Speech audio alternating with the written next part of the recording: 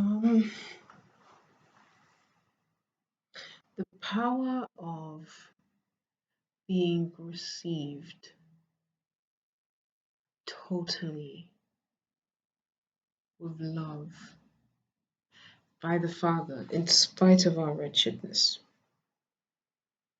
Therefore, that gives us the ability to give totally without paying attention to the imperfection, but just trying to give totally back to the Father. And what I mean by this is I was struck by two things. So the first thing I was struck by was obviously the first thing I said, which was that the first thing Father Mary said about how Mary was super poor. And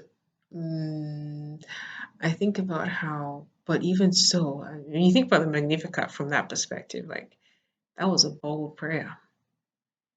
My soul proclaims the greatness of the Lord, my spirit rejoices in God, my Savior.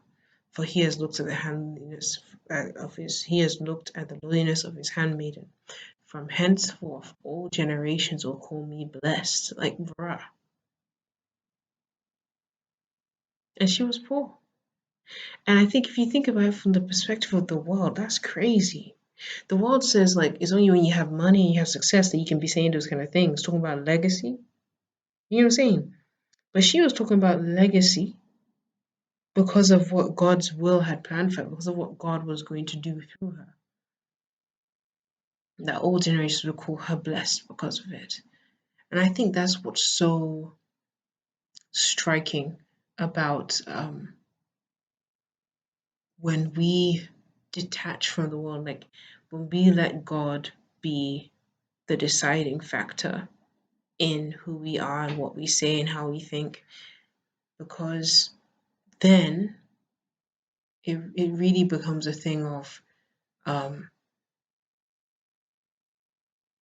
even in spite of my wretchedness, in spite of my poverty, I am confident I am free because I am God's chosen one.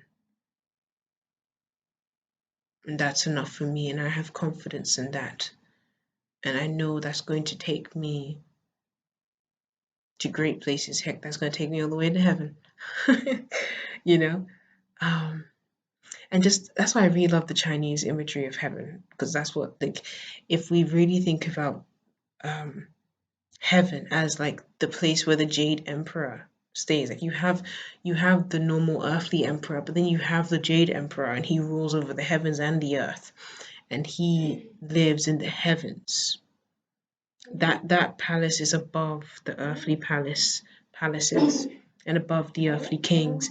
And if you think of that as a real place, thinking of that as a real place, it will completely change everything for you, because now whatever the Jade Emperor of the true the whatever God, the God, the King of Kings, the God who rules over the heavens and the earth, whatever he says for you, whether that be life or death, whether he calls you to suffering or he calls you to a time of prosperity, we ultimately know it will end in victory, because then we will reign in heaven with him. We die with him to rise with him. And it's really beautiful, really powerful. So that's my thoughts for today's reflection. Thanks for listening. If this impacted you in any way, please subscribe. And yeah, look forward to the next one. Yeah, we on a roll.